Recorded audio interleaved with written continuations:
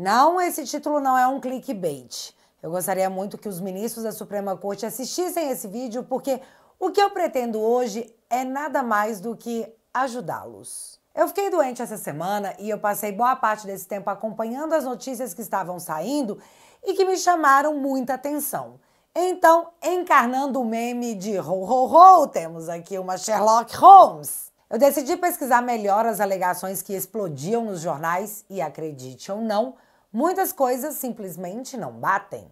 Declarações entram em conflitos com documentos e já que estamos falando de justiça, de vida de pessoas, eu resolvi aqui com esse vídeo prestar uma colaboração cívica para chamar a atenção para algumas questões. Portanto, ministros, se vocês estiverem aí, recebam meus 2 centavos. E por favor não me censurem, porque a minha intenção aqui é apenas ajudar. Bora lá?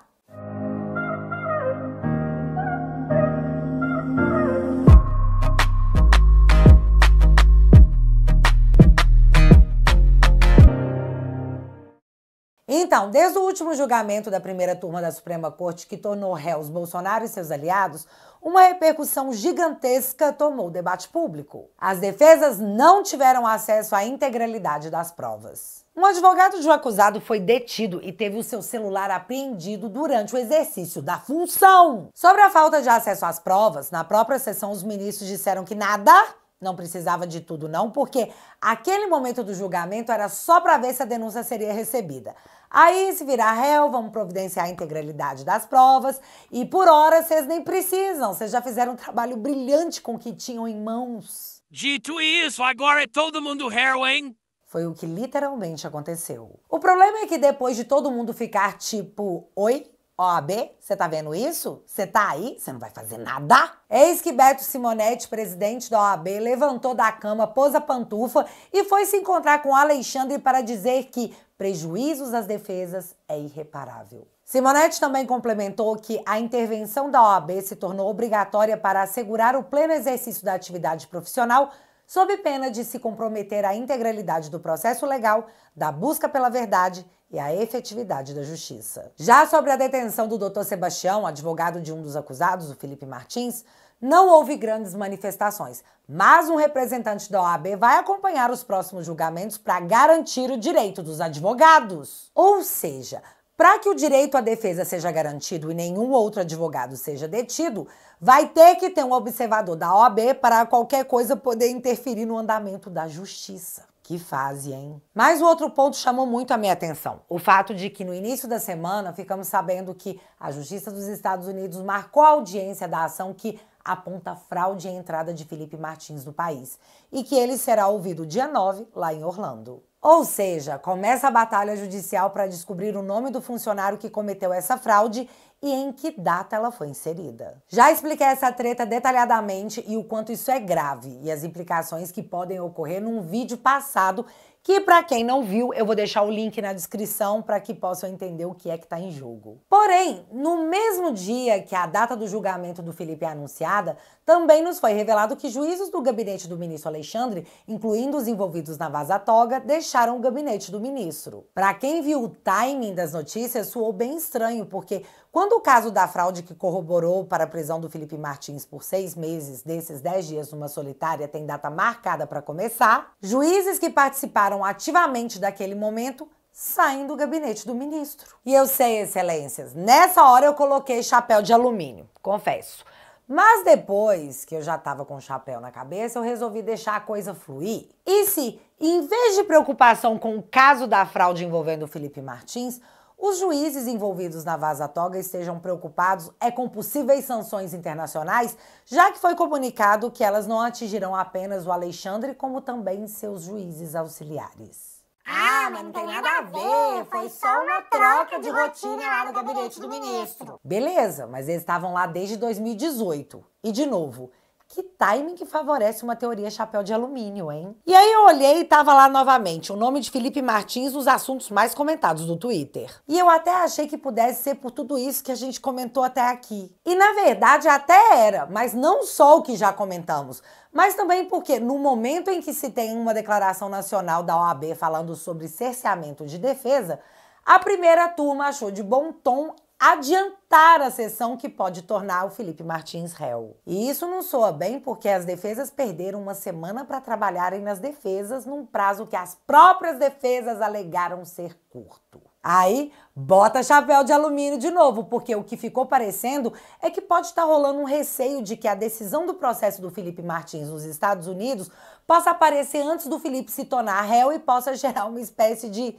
desconforto na corte. Eu disse desconforto, isso não é antidemocrático. Mas foi só a minha impressão, porque por qual outro motivo seria retirado da defesa uma semana de preparação? Admitam, ministros, pra quem tá de fora e não sabe o que tá rolando aí dentro, soou estranho. E dizer que soou estranho também não é crime, por favor, não me prende. A questão é que o nome do Felipe Martins começou a pipocar em todos os lugares da internet, então eu fiquei curiosa demais, porque o que de tão grave a PGR achou sobre o Felipe que justificasse os 6 meses de prisão e 10 dias numa solitária, passando por tornozeleira eletrônica e proibição de dar entrevistas? Portanto, eu fiz o que todo mundo deveria fazer. Eu fui olhar a denúncia da PGR e as provas que até então foram disponibilizadas. E como tem muita coisa rolando e vossas excelências estão mega tarefados, tipo indo no Congresso Nacional no dia que o Hugo Mota disse que iria discutir a anistia com os líderes partidários, algo super comum porque os ministros estão sempre lá no Congresso, né? E foi aí que eu resolvi fazer esse vídeo para mostrar minhas descobertas dentro do processo, que mostram que falar, todo mundo fala. Nesse caso, até a PGR fala. Mas apresentar provas que sustentam uma denúncia tão séria? Bom, aí eu vou deixar vossas excelências analisarem. Na semana passada, o próprio jornal O Globo disse, abre aspas, a denúncia da Procuradoria-Geral da República era especialmente pobre na documentação da concepção e articulação do 8 de janeiro. Fecha aspas. Então, foi a própria denúncia que eu fui analisar. E olha só que doideira que eu encontrei. O PGR diz na denúncia, abre aspas, apurou-se que em 18 de novembro de 2022, Felipe Martins Pereira e Jair Bolsonaro reuniram-se no Palácio da Alvorada justamente para este fim. O colaborador Mauro Cid confirmou a existência da reunião, cuja pauta era precisamente os termos do decreto golpista. De fato, os registros fornecidos pelo Gabinete de Segurança Institucional da Presidência da República, o GSI, indicaram que Felipe Garcia Martins chegou ao Palácio da Alvorada às 14h59 do dia 19/11 de 2022, nos exatos moldes relatados por Mauro Cid.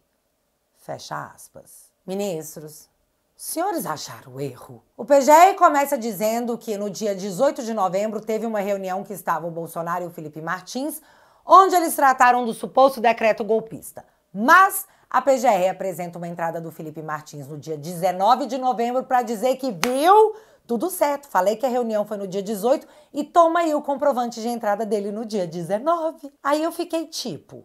Rapaz, tá certo isso? Foi usado o registro de entrada do dia posterior para comprovar a entrada no dia anterior? Parece que sim. Mas tá, outro ponto que me impressionou bastante foi essa fala do ministro Alexandre sobre o que encontraram na minuta golpista. Então, por favor, presta bastante atenção aqui, porque isso é muito, muito, muito, muito importante. Inicialmente com a prisão do presidente do Senado, senador Rodrigo Pacheco, do decano do Supremo Tribunal Federal, ministro Gilmar Mendes, e desse relator. Depois, uma alteração determinada, segundo os depoimentos feitos, diretamente determinada pelo denunciado Jair Messias Bolsonaro, foi excluído o presidente do Senado e o decano do Supremo Tribunal Federal. E a minuta do golpe consta diretamente, ela foi apreendida na casa do então ministro Anderson Torres, mas também ela foi apreendida no celular do coronel Mauro Cid. Não há necessidade de ler a minuta do golpe, porque ela já é conhecida por todos. Então, a gente tem um problema aqui, viu? A lei Xandre diz que a minuta do golpe previa a prisão do Pacheco, do Gilmar Mendes e dele mesmo, mas que depois de uma alteração foram retirados os nomes do Gilmar e do Pacheco, logo ficando apenas o pedido de prisão do próprio Alexandre. Outra coisa que ele diz é que as minutas foram encontradas na casa do Anderson Torres e também no celular do Mauro Cid. E completa dizendo que não tinha necessidade de ler tais minutas porque já era de conhecimento de todos. Mas o negócio é que precisava ter lido sim, porque eu fiz um negócio muito louco, porque eu li a íntegra das 2 minutas. A encontrada no celular do Cid foi disponibilizada na íntegra nessa matéria da CNN, além, claro, de estar no processo. Já a minuta encontrada na casa do Anderson Torres foi nessa matéria aqui do G1. Então, se você quer conferir, tá na internet, é só dar um Google que você vai achar facinho. E você sabe qual que é o problema dessas 2 minutas, senhores ministros? Nenhuma das duas traz pedido de prisão, nem do Gilmar Mendes, nem do Pacheco, muito menos do próprio Alexandre. Então, como que o ministro pode dizer que nas minutas encontradas estavam esses pedidos, se nas minutas encontradas esses pedidos não existem? Como pode uma alegação de que, a minuta do golpe estava pedindo a nossa prisão, se quando a gente vai ler as 2 minutas do golpe não tem nenhum pedido de prisão? Não é estranho? E de novo, eu disse estranho, por favor, não me prendam por ficar duvidando sobre o que é dito versus o que está escrito, porque eu não sei mais se isso é crime hoje em dia. Tô confusa. Mas, dito isso, eu pergunto, onde está a minuta que o ministro Alexandre se referiu? Nos autos do processo, ela simplesmente não existe, mas é dada como fato concreto. Eu revirei a internet e não encontrei nada a respeito. Aliás, a única coisa que eu encontrei, que vai mais ou menos de encontro com o que diz o ministro Alexandre, foi uma matéria da CNN dizendo que o Cid disse em depoimento que Bolsonaro corrigiu a minuta do golpe e defendeu a prisão do ministro Alexandre. Apenas a delação do Cid foi o que eu encontrei. Mas sobre a delação do Cid, a gente também encontra várias outras coisas, como esse áudio aqui. Eles já estão com a narrativa pronta deles, é só fechar e eles querem o máximo possível de gente para confirmar a narrativa deles. Pois é. Um outro ponto é que na denúncia o PGR afirma que no dia 6 de dezembro de 2022, o Felipe Martins teria apresentado a suposta minuta ao Bolsonaro e que no dia 7 de dezembro rolou uma reunião com os generais para que a minuta fosse apresentada. Gravem essa data, 7 de dezembro, porque eis minha dúvida a respeito. Voltando à denúncia do Paulo Gonet, que serve de base para que os excelentíssimos transformem uma pessoa em réu ou não, ele diz categoricamente que, abre aspas, no dia 7 de dezembro de 2022, o decreto foi apresentado pela primeira vez a integrantes do alto escalão do governo federal. As informações prestadas pelo colaborador Mauro Cid indicam que a primeira versão do documento foi submetida à apreciação de representantes das Forças Armadas em reunião realizada no Palácio do Alvorada na manhã do dia 7 de dezembro de 2022. Na ocasião, Jair Bolsonaro, com o auxílio de Felipe Garcia Martins, apresentou a minuta ao general Freire Gomes, ao almirante Garnier e ao general e ministro da Defesa Paulo Sérgio Nogueira de Oliveira. Fecha aspas. Então, nisso aí é a PGR afirmando que o Felipe Martins estava na reunião do dia 7, onde ele teria apresentado a tal minuta do golpe para os generais presentes. Mas um dos problemas, porque tem mais de um e eu já vou te mostrar, é que em seu depoimento o general Freire Gomes diz que possivelmente o Felipe estaria lá. Ele não afirma, ele diz que possivelmente Felipe estaria lá. Mas olha que estranho, não foi o Felipe que apresentou a minuta? Como que o general não ia se lembrar se o Felipe estava lá ou não? Bárbara, mas a denúncia não se baseia apenas na delação do Cid ou no depoimento do Freire Gomes. Tem registros de entrada naquele dia. Tem sim, verdade. E antes de eu chegar no momento mais tchan, eu preciso que você veja esse vídeo também com muita atenção. E essa reunião foi comprovada também, vou colocar aqui, foi comprovada com o controle de entrada e saída de pessoas do Palácio do Alvorada. Também uma prova autônoma, independente da delação. Aí, em vermelho, está o controle de entrada e saída de pessoas do Palácio do Alvorada, dia 7/12, Paulo Sérgio, Freire Gomes e o almirante Garnier, que chegaram em horários muito próximos, entre 8h25 e 8h34, e saíram também em horários muito próximos, 12h20 e 12h23. Vocês viram que ele apresenta uma lista que ele mesmo marcou com um quadrado vermelho, né? Pois então, presta atenção na imagem que eu vou ampliar. Dentro do quadrado tem os nomes que o Alexandre cita, do Paulo Sérgio, do Freire Gomes, do Garnier, mas também tem o nome do Felipe Martins, que Alexandre ignora. E antes de eu comentar sobre isso, olhem os horários. Os registros mostram que o Garnier, o Felipe Martins e o Freire Gomes chegaram juntos exatamente às 8h34. E se eles chegaram juntos, o general Freire Gomes ainda assim não se lembra de ter visto o Felipe Martins a ponto de não conseguir afirmar tal fato?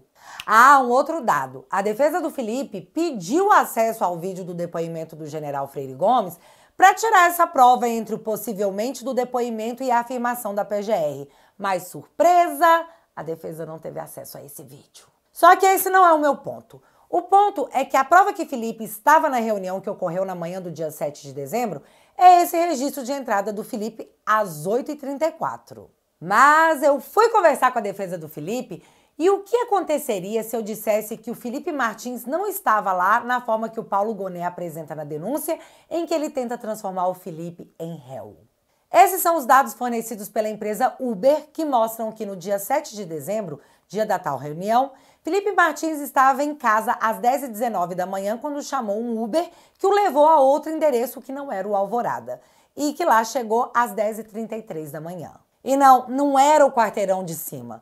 Do endereço de chegada do Felipe Martins naquela manhã até o Alvorada são 9 quilômetros. Felipe não possuía carro e se deslocava de Uber. E nesse histórico podemos ver vários outros dias e horários em que ele de fato foi para Alvorada. Porque, vou repetir aqui, era um dos locais de trabalho do cara. Mas naquele dia 7, às 10h19 da manhã, ele estava em casa e foi para outro compromisso em outro lugar que não era o apontado pela PGR em sua denúncia, que será julgado no próximo dia 22. E eu tive acesso apenas ao comprovante do Uber daquele dia, mas pelo que eu entendi, outros documentos existem e serão apresentados no momento em que os advogados do Felipe, enfim, poderão defendê-lo perante um juiz. Aí você pode se perguntar se a própria PGR não possui acesso aos dados de geolocalização do Felipe para comprovarem onde de fato ele estava no horário em que o PGR aponta que a reunião aconteceu. Bom, a Polícia Federal solicitou sim os dados de geolocalização do Felipe e eles possuem esses dados desde 2023. Mas de forma estranha, os dados de geolocalização do Felipe não foram anexados ao processo nem pela Polícia Federal nem pela PGR, diferentemente de outros investigados. Até porque, se tivessem sido usados, eles veriam que o Felipe nunca havia saído do Brasil e nem preso ele deveria ter sido, como todos sabemos. E assim, eu fui atrás dessas coisas para saber todas as versões dessa história. Será que a justiça também foi? Pois é o que vamos descobrir em breve. Mas o fato do ministro Alexandre não ter citado o nome do Felipe enquanto ele lia aquele quadradinho vermelho com os nomes das pessoas que entraram no Alvorada, naquele dia e horário, me chamou um pouco a atenção. Poderia ser porque o Felipe não estava sendo julgado naquele dia, então não precisava citá-lo. Mas, naquele mesmo dia, ele citou outros corréus que também não estavam em julgamento. Na terça-feira, no início do julgamento, ele também citou o Felipe. Porém, ali, naquele momento de afirmar em seu voto que o Felipe havia entrado no Alvorada naquele horário que a denúncia afirmava, ele não citou.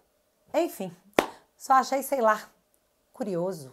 Então, eu fiz esse vídeo com coisas que eu levantei em algumas horas de pesquisa que mostram que há detalhes na denúncia que devem ser avaliadas e bem reavaliadas pelos ministros. Até porque essas pessoas estão sendo acusadas de golpe de Estado e podem perder uma vida inteira atrás das grades. Mas o caso do Felipe, que eu tento acompanhar o mais perto possível desde que tudo isso começou, nem de longe é o único. Débora se tornou um símbolo, ministros, mas ela, infelizmente, também não é a única. Precisamos falar sobre a Eliane. Eliane é uma missionária e estudante de psicologia que começou acompanhando as manifestações no Maranhão porque queria escrever um livro sobre toda a situação com uma perspectiva voltada à sua área, a psicologia. Como os acampamentos no Maranhão eram menores, Eliane foi instruída a ir para Brasília, pois era onde ocorreria a maior concentração de pessoas no Brasil. Falaram para Eliane que se ela realmente quisesse escrever um livro, ela deveria ir para Brasília, pois lá os acampamentos eram bem maiores e ela teria uma perspectiva mais ampla do sentimento das pessoas. E assim aconteceu. Tanto que no dia 8 de janeiro, os registros da Eliane mostram que ela estava sempre com um caderno fazendo anotações.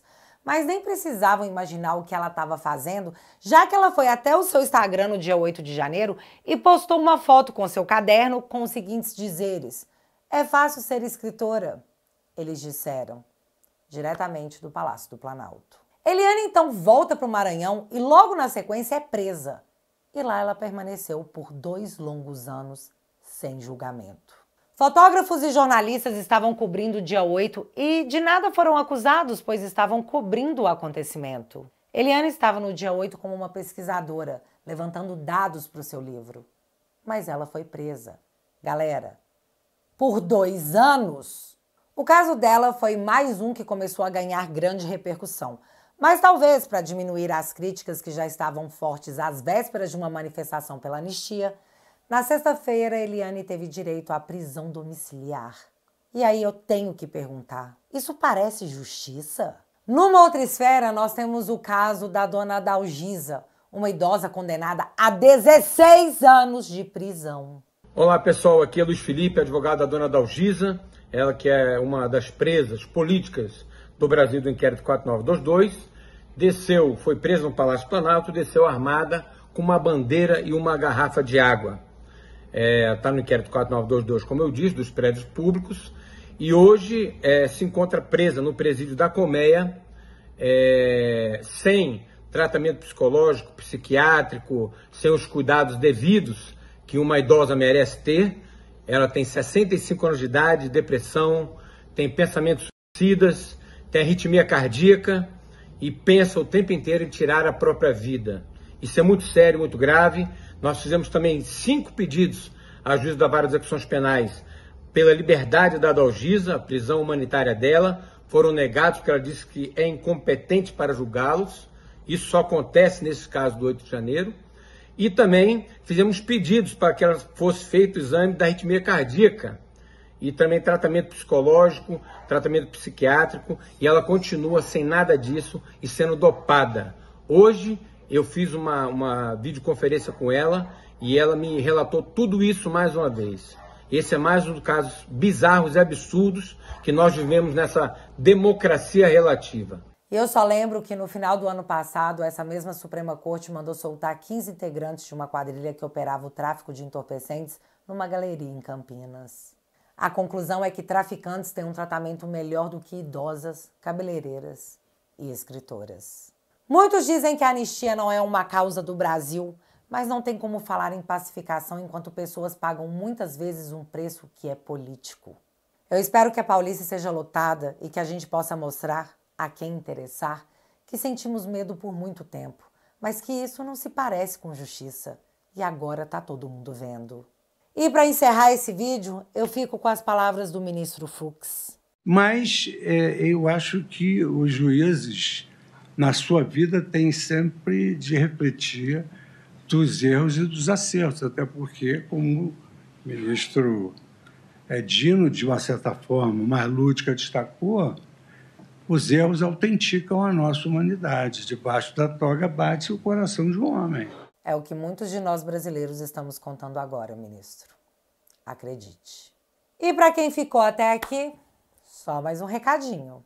O Alexandre acha que o problema do Brasil está na direita extremista, a direita radical que está usando as redes sociais para instrumentalizar as pessoas. É sério? O ministro que está salvando a democracia realmente pensa isso. E eu até posso fazer uma piada com esse fenômeno, mas antes deixa eu comentar essa coisa de extremista. Eu sou extremamente contra o comunismo, uma ideologia que tirou a vida de milhões e milhões de pessoas ao longo da história sob o mantra de igualdade social. Eu sou extremamente contra as políticas públicas do PT, sobre orégano, sobre os bebês que estão nas barrigas das mamães, sobre a leniência com o corrupto, sobre a gestão financeira do país. Logo, eu sou extremamente contra o comunismo. E isso me torna uma extremista? Até ontem eu achava que estava tudo bem, que era um direito meu, mas agora eu tô vendo que isso me torna uma espécie de criminosa digital. E galera, se a gente não gostar de política, seremos governados por quem gosta. E isso não parece ser uma boa ideia. Para que o Brasil seja resgatado das mãos da canhotada, precisamos trazer mais gente para o nosso lado. E a sua assinatura na Família Te Atualizei fortalece a nossa trincheira e possibilita que eu continue esse trabalho na guerra cultural. Juntos podemos despertar mais pessoas e construir um Brasil com liberdade para as próximas gerações. Além disso, você também recebe acesso a todos os conteúdos exclusivos da minha plataforma, incluindo os meus documentários e os episódios especiais do Te Barbarizei.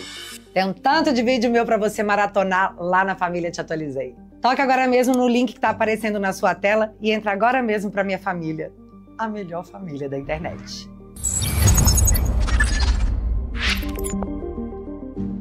Assinando a minha plataforma, o teatualizei.app, você financia o meu trabalho, dá um apoio na trincheira, mas também financia a minha defesa, porque, entre alguns processos que eu respondo, eu sou acusada de dizer que o Lula é amigo de ditadores, e eu citei o eixo do mal em uma referência a uma matéria escrita pela Globo, ao se referir à amizade entre Lula e Ortega. É sério?